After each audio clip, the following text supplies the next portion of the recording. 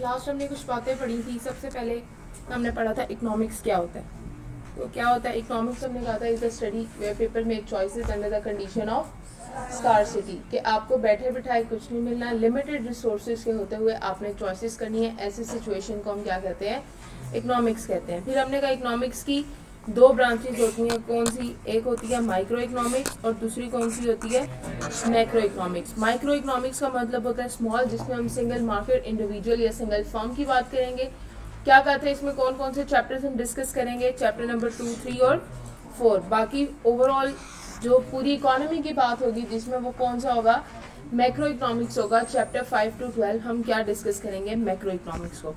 फिर डिमांड की बात की थी। डिमांड क्या होता है, मैंने कहा था will to purchase and power to purchase क्या होता है, डिमांड होता है। नीड क्या होती है, basic requirements of a citizen of society, और वो कौन सी है, food, cloth and shelter. Want क्या होता है, वांट के पास ताकत होती है जिससे हमारी नीड सेटिस्फाई हो जाती है, तो want has utility to satisfy.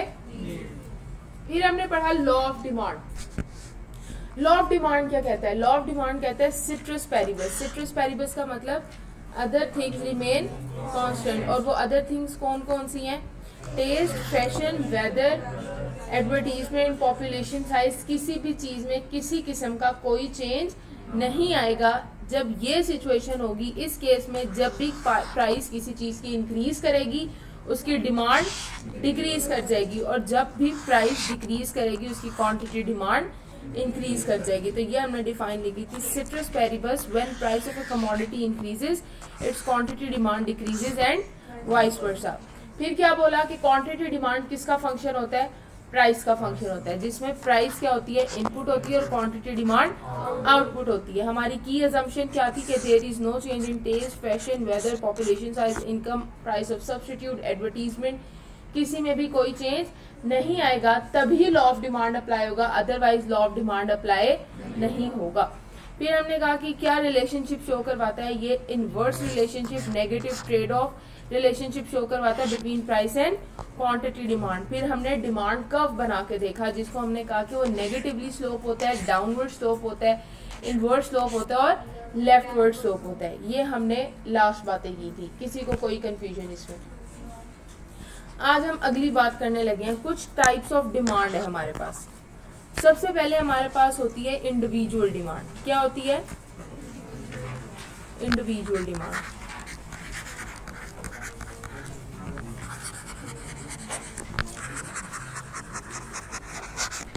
Individual demand क्या होती है, एक सिंगल पर्सन की डिमांड को हम क्या कहते हैं, इंडिविजुअल डिमांड। सिंगल पर्सन की डिमांड को हम क्या कहते हैं, इंडिविजुअल डिमांड।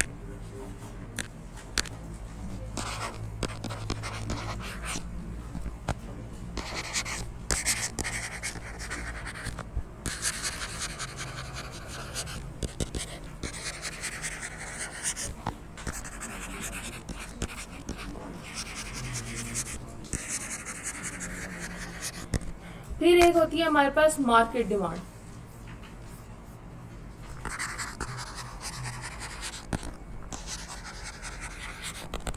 मार्केट डिमांड होती है जितने भी इंडिविजुअल्स हैं मार्केट में उन सब की कलेक्टिव डिमांड को हम क्या कहते हैं, मार्केट डिमांड। तो मार्केट डिमांड होती है collective demand of all individuals.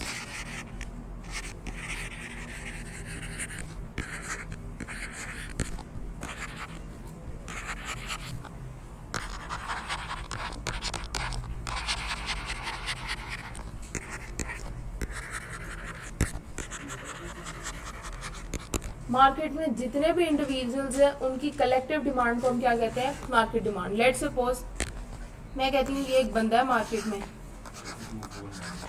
Mister A नाम है इसका, ठीक है, और एक ये बंदा है इसका नाम है मिस्टर बी, और एक ये बंदा है इसका नाम है मिस्टर सी, ठीक है। अब ये जो इस अकेले की डिमांड होगी मिस्टर ए की डिमांड, वो क्या कहलाएगी, इंडिविजुअल डिमांड। मिस्टर बी की डिमांड इंडिविजुअल डिमांड कहलाएगी, मिस्टर सी की डिमांड भी इंडिविजुअल डिमांड कहलाएगी।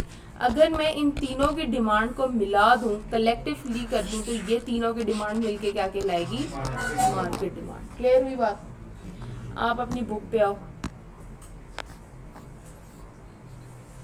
इंडिविजुअल डिमांड लिखा हुआ है यहाँ पे। इंडिविजुअल डिमांड क्या होता है? Demand by single consumer in the market is called individual demand. सिर्फ एक बंदे की डिमांड को हम क्या कहते हैं? Individual demand. मार्केट डिमांड क्या होती है? Collective demand of all consumers in the market for a particular good और service is called market demand. तमाम कंज्यूमर्स की कलेक्टिव डिमांड को हम क्या कहते हैं? Market demand. ये इसने मार्केट डिमांड का कर्व बनाया हुआ है। प्राइस जब 5 थी तब मिस्टर ए की डिमांड 1 थी, मिस्टर बी की 2 थी और मिस्टर सी की 3 थी। तीनों को ऐड कर दिया तो कलेक्टिव डिमांड कितनी हो गई? मार्केट डिमांड कितनी हो गई? 6 की। फिर कहता है जैसे ही प्राइस कम हुई, प्राइस जैसे ही कम होगी डिमांड क्या कर जाएगी? इंक्रीज कर जाएगी। तो प्राइस कम होने से मिस्टर ए की डिमांड 2 हो गई, मिस्टर बी की 3, मिस्टर 4 की सी। इंक्रीज कर गई सबकी डिमांड, तो कलेक्टिव डिमांड मार्केट की कितनी बन गई? 9। इसी तरह जैसे जैसे प्राइस कम हो रही है वैसे वैसे सबकी डिमांड बढ़ी है और मार्केट में डिमांड भी बढ़ी है। तो ये मार्केट डिमांड का उसने कर्व शो करवा दिया। समझ आ गई बात? क्लियर है बात? इसके बाद हमारे पास एक चीज होती है, उसको हम कहते हैं डायरेक्ट डिमांड। क्या कहते हैं उसको? डायरेक्ट डिमांड क्या होती है?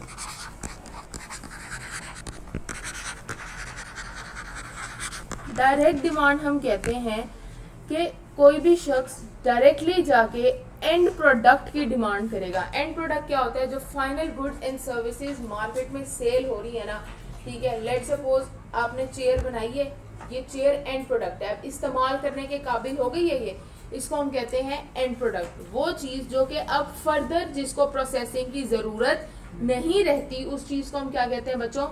And product. एंड प्रोडक्ट क्या होता है? जिसके ऊपर फर्दर कोई प्रोसेसिंग की जरूरत नहीं होती। जब भी कंज्यूमर डायरेक्टली जाके एंड प्रोडक्ट की डिमांड करेगा उसको हम क्या कहते हैं? Direct demand. तो डायरेक्ट डिमांड क्या होगी? Demand for A final good या फिर एंड प्रोडक्ट।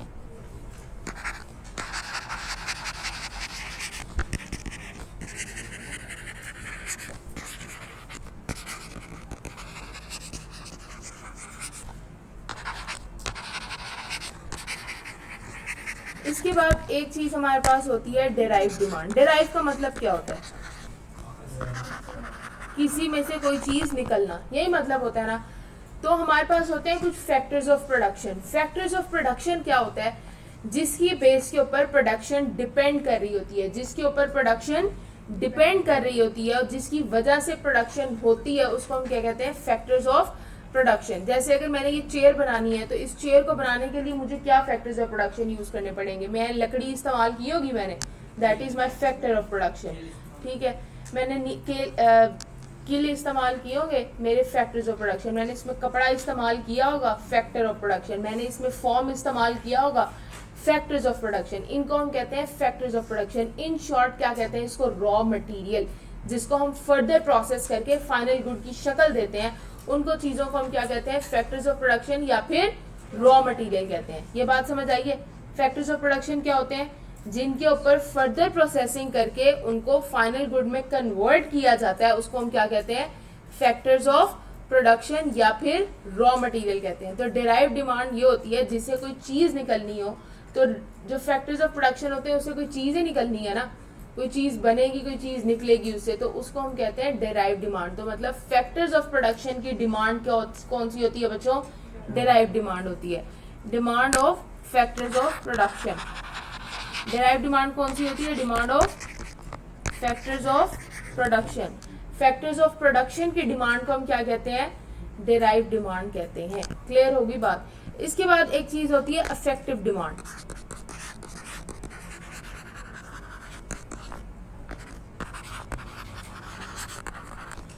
अपने अल्फाज में लिख लो अफेक्टिव डिमांड क्या होती है। अफेक्टिव डिमांड ये होती है कि पहले तो आपके पास विल टू परचेज थी, पावर टू परचेज थी, दैट इज डिमांड। जब आपने एक्चुअल में वो चीज परचेज कर ली, आपने जब वो एक्चुअल में चीज खरीद ली, आपने अपनी कर ली वो चीज, इस डिमांड को कहते हैं अफेक्टिव डिमांड। जब वो आप चीज एक्चुअल में परचेज कर लोगे, एक्चुअल में एक्सपेंस कर लोगे, उसको हम क्या कहते हैं?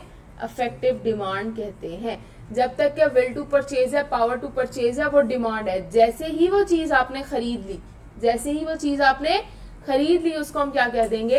Affective demand. क्लियर होगी बात?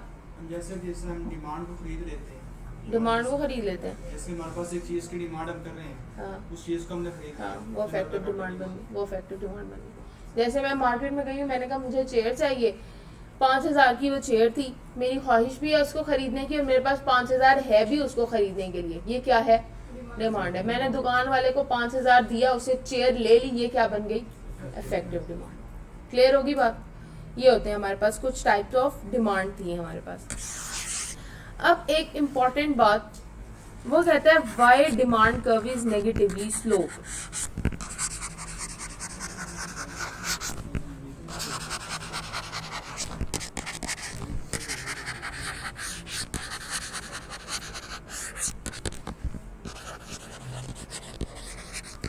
Y demand curve is negatively slope. तो 3 वजूहात हैं इसकी। डिमांड कर्व के नेगेटिव स्लोप होने की 3 वजूहात हैं। सबसे पहली चीज है इनकम अफेक्ट की वजह से होता है। ये क्या होता है मैं बताती हूँ। पहली वजह इनकम अफेक्ट। दूसरी वजह क्या होती है हमारे पास? दूसरी वजह होती है सब्स्टिट्यूट इफेक्ट।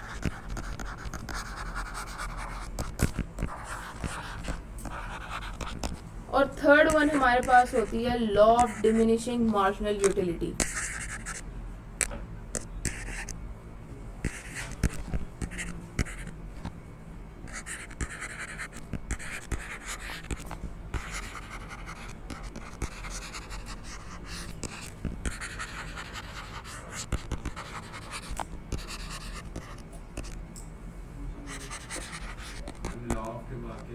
डिमिनिशिंग।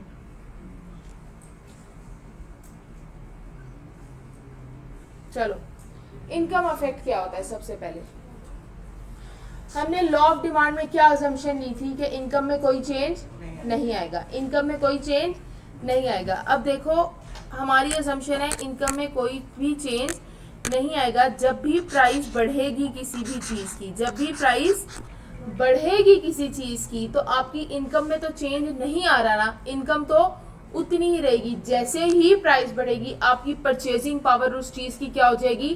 कम हो जाएगी। जब परचेजिंग पावर खत्म हो जाएगी, will to power to purchase ही नहीं रहेगा, तो क्या वो चीज डिमांड रहेगी?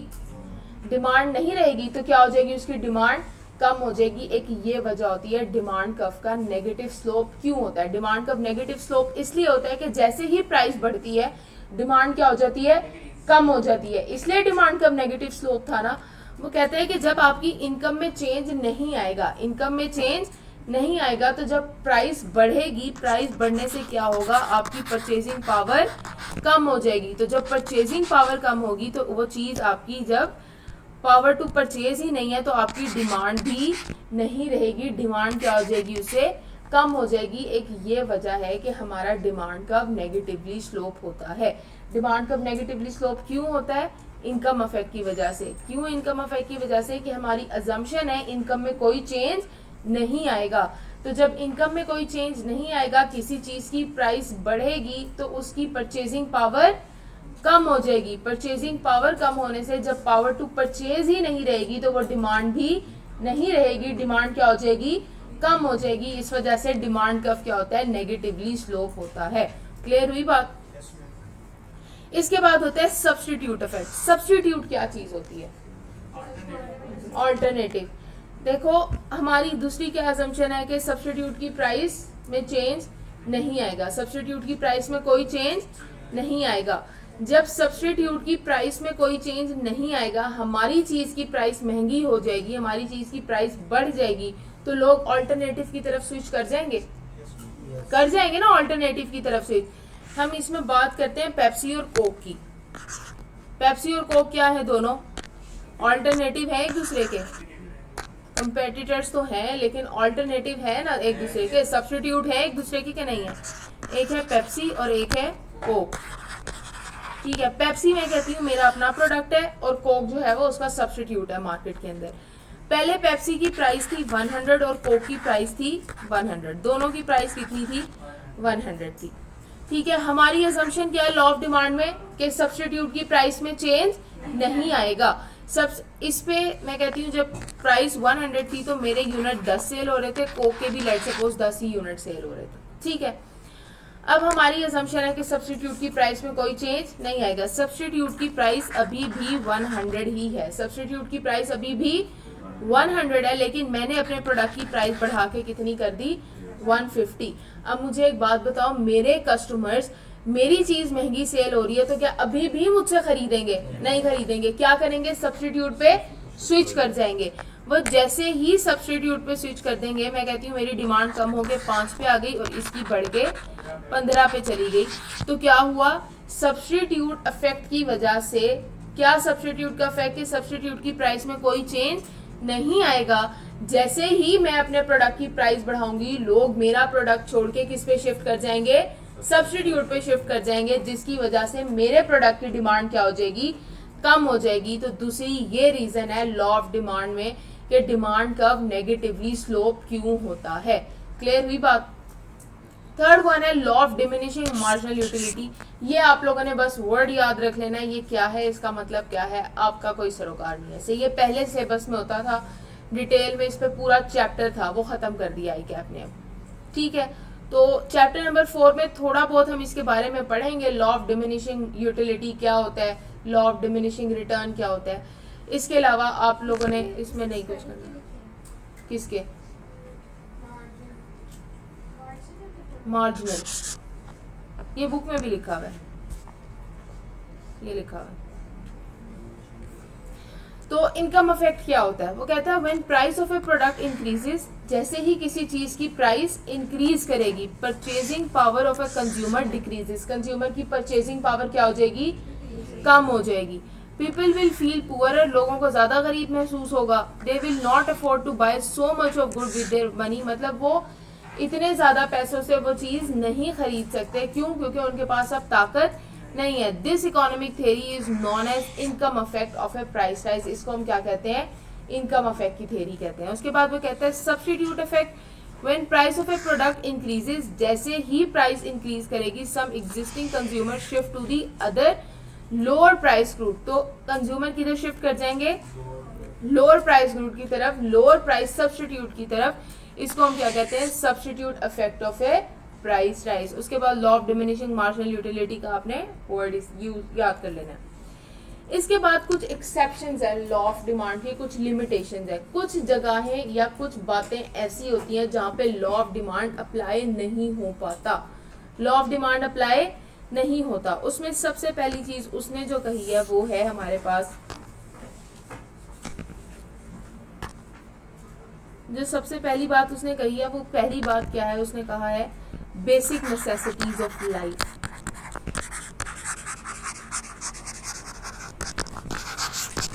बेसिक नेसेसिटीज ऑफ लाइफ का मतलब क्या है? आपकी बुनियादी जरूरियातें जिंदगी, जो आपकी बेसिक रिक्वायरमेंट्स हैं वो क्या है? आपकी बेसिक नेसेसिटीज ऑफ लाइफ। और बेसिक रिक्वायरमेंट्स आपकी क्या है? फूड, क्लोथ और शेल्टर, ये आपकी बुनियादी जरूरियातें जिंदगी हैं।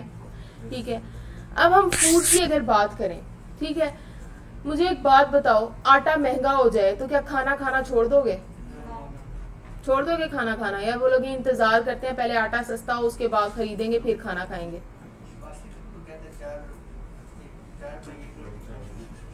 वो अब शहबाज शरीफ है, खुद वो बेशक एक टाइम में 15-15 रोटी खाता हो। टमाटर अब महंगे हो गए हैं, आजकल टमाटर महंगे हुए हैं, तो क्या सालन में टमाटर डालना छोड़ दिया है? डालते हो ना। नमक महंगा हो जाए तो क्या बोलोगे कि अभी नहीं डालते नमक, जब नमक सस्ता होगा तब लेके फिर सालन में डालेंगे, भी ऐसे ही खा लेते हैं। क्या करोगे ऐसे? सारी सब्जियां महंगी हो जाए, गोश्त भी महंगा हो गया, चिकन भी महंगा हो गया, बोलो पानी के साथ रोटी खा लेते हैं। अचार के लिए भी तो आपको चाहिए ना मसाला जात, वो भी महंगे हो गए हैं, फिर क्या करोगे? बताओ, क्या खाना खाना छोड़ दोगे? नहीं ना। क्या आपकी उन चीजों की कंजम्पशन थोड़ी हो सकती है कभी भी? क्या आप खाने के ऊपर कॉम्प्रोमाइज कर सकते हो? कपड़ों के ऊपर कॉम्प्रोमाइज कर सकते हो? नहीं कर सकते।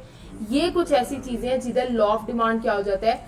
फेल हो जाता है। इनकी प्राइसेस इंक्रीज भी हो जाए तो इनकी डिमांड पे कोई खासा फर्क नहीं पड़ता। तो बेसिक नेसेसिटीज ऑफ लाइफ वो चीजें हैं जिधर लॉ ऑफ डिमांड आके फेल हो जाता है। इनकी प्राइसेस बढ़ भी जाएं तो इनकी डिमांड कम नहीं होती। तो क्या होता है यहाँ पे? लॉ ऑफ डिमांड बच्चों क्या हो जाता है? फेल हो जाता है। पहली एक्सेप्शन समझ आई लॉ ऑफ डिमांड की। एक्सेप्शंस होती हैं कि जो हमने चीज पढ़ी है वो चीज अप्लाई नहीं होगी इसके ऊपर। पहली एक्सेप्शन लिमिटेशन समझ आई। पहली एक्सेप्शन लिमिटेशन क्या है कि आपकी बुनियादी ज़रूरियात ज़िंदगी अगर इनकी प्राइसेस बढ़ भी जाती हैं तो इनकी डिमांड पे कोई खासा फर्क नहीं पड़ता। अगली चीज़ है use as a confer distinction.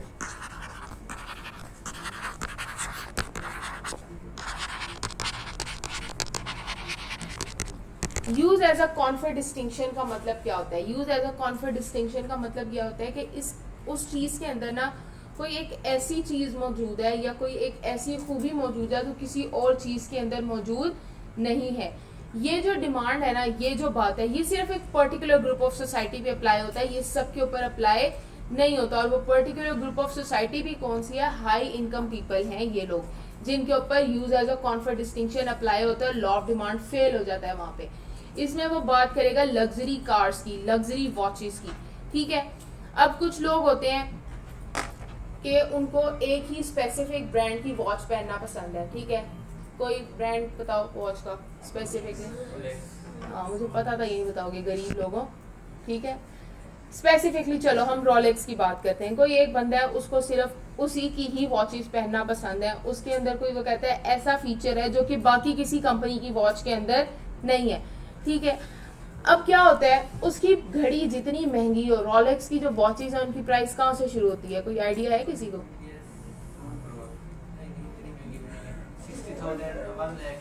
वो मास्टर कॉपी होती है उनकी। जो ओरिजिनल रोलेक्स की वॉच है उसकी प्राइस जो स्टार्ट होती है वो 70 से 80 लाख से शुरू है प्राइस रोलेक्स की वॉचेस की, जो ओरिजिनल उनकी वॉचेस है। जो आप उनकी जो 30-30 लाख की घड़ी है वो भी उनकी मास्टर कॉपी में आती है, ओरिजिनल नहीं है उनकी वॉचेस, ठीक है। अब देखो मैं आपको एक बात बताती हूँ, अब क्या ये इतनी महंगी घड़ियां हर कोई अफोर्ड कर सकता है? नहीं कर सकता ना। लोग खरीदते हैं तभी वो ब्रांड चल रहा है, अदरवाइज कभी चले नहीं चले। लोग खरीद रहे हैं तो ही वो चल रहा है, ठीक है। अब ये क्या उसने कहा, ये एक पर्टिकुलर ग्रुप ऑफ सोसाइटी के लिए होता है। अब क्या है, एक बंदा है जिसको आदत लग गई है कि वो सिर्फ इसी कंपनी की ही वॉच पहनता है, वो कहीं और नहीं जाता। क्यों? वो कहता है कि इसके अंदर कुछ ऐसे फीचर्स हैं जो किसी और कंपनी के अंदर नहीं है, तो मुझे यही चीज पसंद है। तो फिर उसकी प्राइस जितनी मर्जी महंगी हो जाए वो उसी को ही प्रेफर करता है, वो कहीं और शिफ्ट नहीं होता, ठीक है। इसके अलावा हम बात करते हैं कार्स की, ठीक है। अब एक बंदा है जिसको लग गया है नशा के उसने BMW ही इस्तेमाल करनी है, उसको और किसी गाड़ी में मजा ही नहीं आता। वो कहता है कि जो इसके अंदर फीचर्स हैं वो मुझे किसी और कार में फीचर्स नहीं मिलते। अब वो कार जितनी मर्जी महंगी हो जाए वो वही कार ही खरीदता है। तो यहाँ पे भी आके लॉ ऑफ डिमांड क्या हो जाता है? फेल हो जाता है। और ये सिर्फ किसके लिए? पर्टिकुलर ग्रुप ऑफ सोसाइटी के लिए। हर कोई ये चीज अफोर्ड नहीं कर सकता। तो use as a confer distinction का क्या मतलब होता है कि कुछ ऐसी चीज, कोई ऐसी खूबी है उस चीज के अंदर जो किसी और के अंदर नहीं है, जो उसको बाकी चीजों से मुख्तलिफ कर रही है या डिफ्रेंशिएट कर रही है, तो लोग क्या करते हैं उसको खरीदने को प्रेफरेंस देते हैं, उसी को ही खरीदते हैं इररिस्पेक्टिव ऑफ देयर प्राइसेस। वो जितनी मर्जी महंगी हो लोग वही चीज ही खरीदते हैं। तो लॉ ऑफ डिमांड भी इस केस में आके क्या हो जाता है? फेल हो जाता है। क्लियर होगी बात? इसके बाद हमारे पास होती है ब्रांड लॉयलिटी।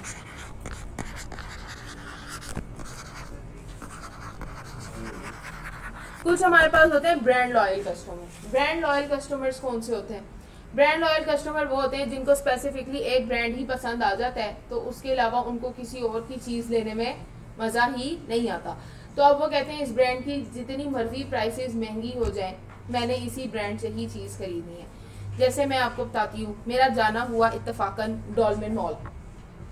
मैं पहली दफा गई थी डॉल्फिन मॉल अभी कुछ ही अर्सा पहले। मैं वहां चली गई हुसैन रेहार के आउटलेट पे। हुसैन रेहार के आउटलेट पे मैंने एक शर्ट देखी, हालांकि वो किसी काम की शर्ट नहीं थी, ठीक है। सिंगल वो एक शर्ट पीस थी, मतलब बंदा खुद भी लेके वैसे ही सिलवा ले, कपड़ा ले ले वैसे का, और उसके ऊपर वो सितारे ही लगे हुए थे, खुद भी बंदा लगा लेता है। उस शर्ट की प्राइस कितनी होगी, कोई गैस कर सकता है? उस शर्ट की प्राइस थी 1.5 लाख। हालांकि उस शर्ट में कुछ नहीं था, मुझे तो समझ नहीं आया कि उसके अंदर ऐसा है क्या जो उसकी प्राइस 1.5 लाख थी, और लोग खरीद रहे थे। मेरे सामने 6 लोगों ने वो शर्ट खरीदी, ठीक है। मतलब इतना ही फालतू पैसा है लोगों के पास। 1.5 लाख की उन्होंने शर्ट खरीदी। क्यों खरीदी? क्योंकि वो ब्रांड लॉयल कस्टमर्स हैं, वो नहीं देखते प्राइस क्या है, क्या प्राइस नहीं है, क्या चीज़ महंगी है, क्या चीज़ महंगी नहीं है। आपको एक ब्रांड पसंद आ जाए तो लोग उधर से ही फिर चीज़ को ख़रीदना प्रेफरेंस करते हैं, अदर वो कहीं और शिफ्ट नहीं करते। तो ब्रांड लॉयल कस्टमर्स के ऊपर भी लॉ ऑफ डिमांड क्या हो जाता है, फेल हो जाता है। जितनी मर्जी महंगी चीज़ हो फिर वो उसी ब्रांड से ही चीज़ लेते हैं, कहीं और मूव नहीं करते। और कुछ हमारे जैसे भी होते हैं जो सफ़ायर की सेल लगने का इंतज़ार करते हैं, मोबाइल लेके बैठे होते हैं, शाम को 4 बजे सफ़ायर की सेल लगेगी, फ़ौरन ऑर्डर करेंगे। ऐसे ही है ना, कुछ हमारे जैसे होते हैं गरीब। ठीक है, तो 3 बातें हमने पढ़ी। पहली, बेसिक नेसेसिटीज ऑफ लाइफ में लॉ ऑफ डिमांड फेल हो जाता है। दूसरा, यूज एज अ कॉन्फर्ट डिस्टिंक्शन पे लॉ ऑफ डिमांड फेल हो जाता है। और तीसरा, ब्रांड लॉयलिटी जहां होती है वहां पे लॉ ऑफ डिमांड क्या हो जाता है, फेल हो जाता है। उसके बाद होते हैं हमारे पास कुछ अनसीन सर्कमस्टांसेस हो जाते हैं। क्या हो जाते हैं, अनसीन सर्कमस्टांसेस। अनसीन सर्कमस्टांसेस ऐसे होते हैं, कोई हालात ऐसे आ गए हैं या कोई इमरजेंसी की सिचुएशन हो गई है, या आप कह लो कि कोई ऐसा, या जैसे हम कहते हैं कि सैलाब आ गया। सैलाब एक अनफोर्सीन सिचुएशन होती है ना, आपको नहीं पता होता, अचानक से सैलाब आ गया। ऐसी सिचुएशन में अगर चीज़ें महंगी हो जाएं तो लोग तब भी खरीदना नहीं छोड़ते। जैसे पिछले साल सैलाब आया था, ठीक है, जब पिछले साल सैलाब आया तो सब्जियां कितनी महंगी हो गई थी, तो क्या आपने लेना छोड़ दी थी सब्जियां? खरीदते थे ना सब्जियां, या नहीं खरीदते थे? खरीदते थे। ठीक है, कोविड जब आया था, कोविड में जब मास्क आप लेते थे तो मास्क की मुझे जो याद है, मास्क 10 रुपए वाला 70 80 रुपए का भी लोगों ने सेल किया। ऐसे था, तो क्या आपने लेना छोड़ दिया था? नहीं छोड़ा था, आप तब भी लेते थे। तो क्या हुआ कि कोई अनफोर्सीन सिचुएशन हो जाए, इस सिचुएशन के अंदर अगर चीजें महंगी होती हैं तो लोग खरीदना नहीं छोड़ते, लोग तब भी उनको परचेज करते ही करते हैं। तो इस सिचुएशन के अंदर भी लॉ ऑफ डिमांड क्या हो जाता है, फेल हो जाता है, लॉ ऑफ डिमांड अप्लाई नहीं होता। ठीक है, ये कुछ बातें हैं। मजीद और कौन सी बातें लिखी हुई हैं? हम बात करते हैं चेंज इन इनकम।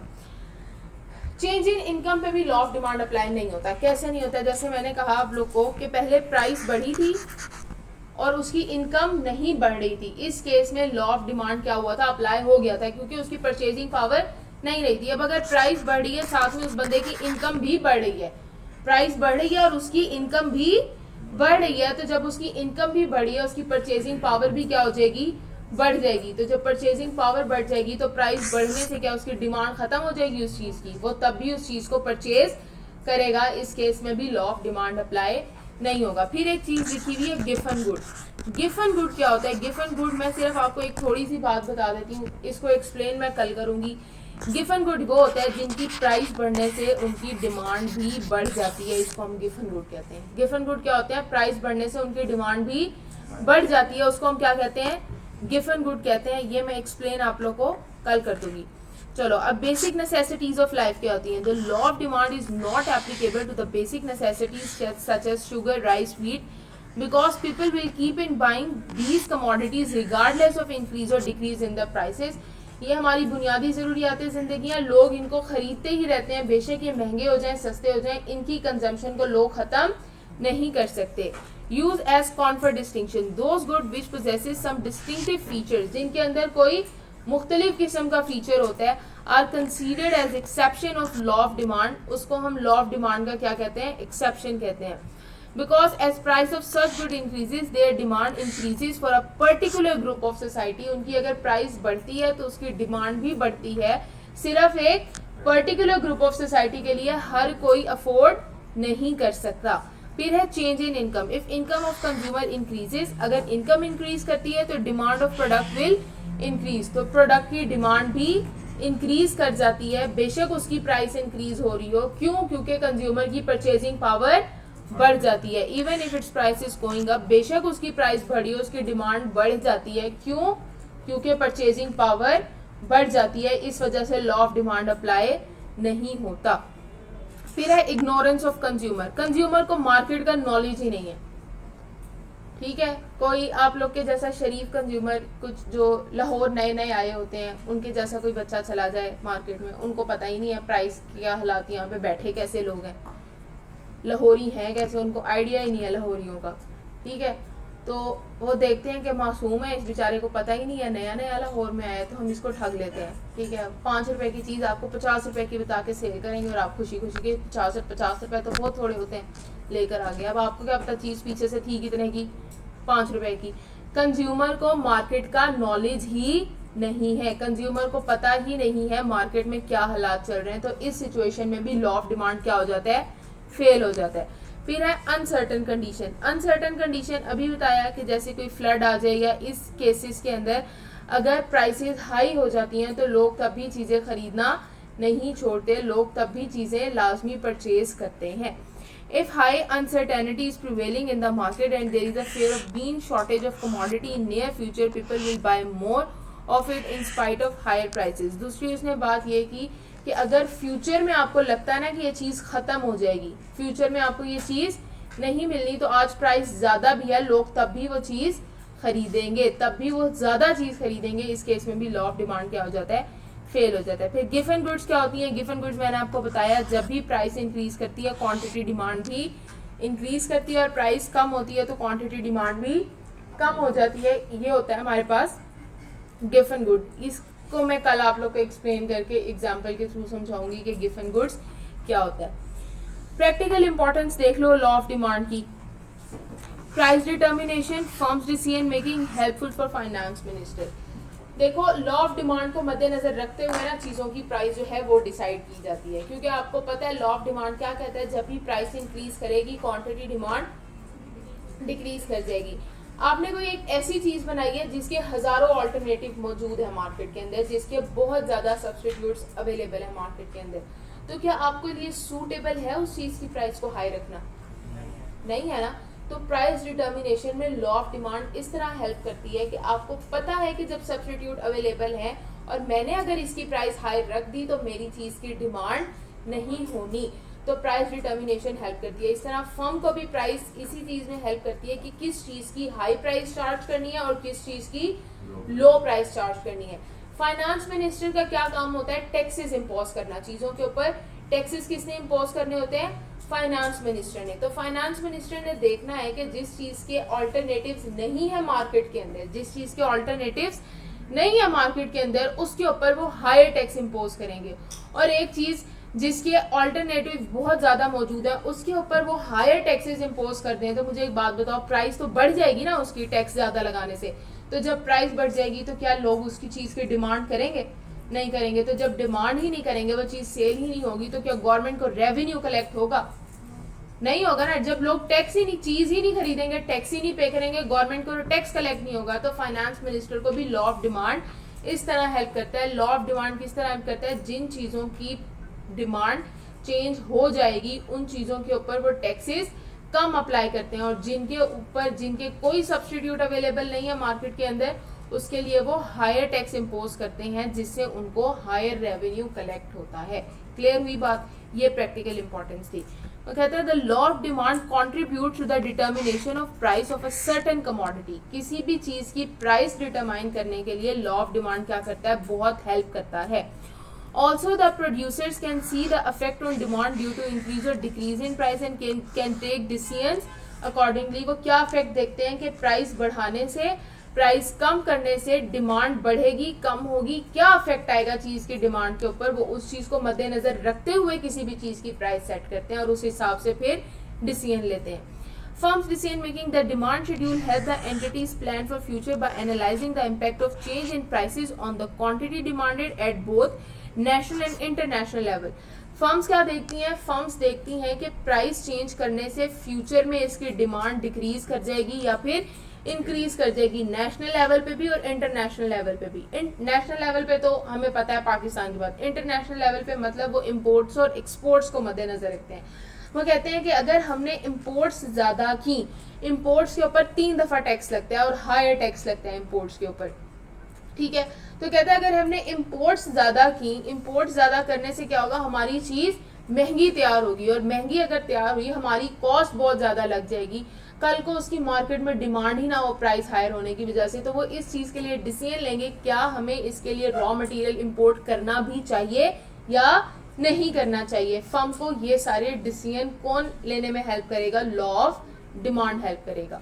फिर है helpful for finance minister, it also help state in rising taxes को बढ़ाने में ये हेल्प करता है। मतलब वो कहता है if increase in tax causes the price of commodity to be increase and decreases demand significantly, then it will not voice to increase tax as overall amount of taxable revenue would remain almost the same। वो कहता है कि अगर आप किसी ऐसी चीज के ऊपर आपने टैक्स बढ़ा दिया जिसकी टैक्स बढ़ाने की वजह से प्राइस ज्यादा हो गई और डिमांड क्या हो गई है, कम हो गई है, तो जब डिमांड कम हो जाएगी वो चीज सेल ही नहीं होगी तो क्या गवर्नमेंट को टैक्स कलेक्ट होगा?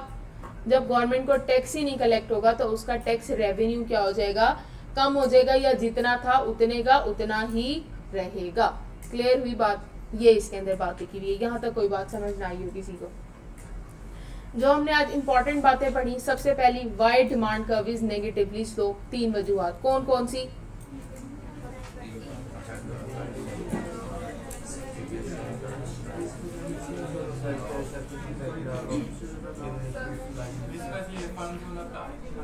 फर्म वाला, फर्म को डिसीजन मेकिंग में हेल्प आउट करता है। किस तरह फर्म को डिसीजन मेकिंग में हेल्प आउट करता है कि फर्म ने प्राइस डिसाइड करनी है कि आया इस चीज़ की प्राइस हमें हायर रखनी चाहिए या नहीं रखनी चाहिए। कोई वो ऐसी चीज़ की प्राइस, उसके लिए बहुत ज़्यादा चीज़ें इंपोर्ट कर लेते हैं, ठीक है, और उस चीज़ के सब्स्टिट्यूट ही बहुत ज़्यादा अवेलेबल है मार्केट के अंदर, तो आपकी तो वो चीज़ महंगी होके बिकेगी। क्यों? क्योंकि आपको उसको बनाने में खर्चा ही बहुत ज़्यादा आ रहा है। जब बनाने में खर्चा ही बहुत ज़्यादा आएगा तो जाहिर है आप अपने खर्चे से कम पे तो बेचोगे नहीं, ज़्यादा पे ही बेचोगे ना।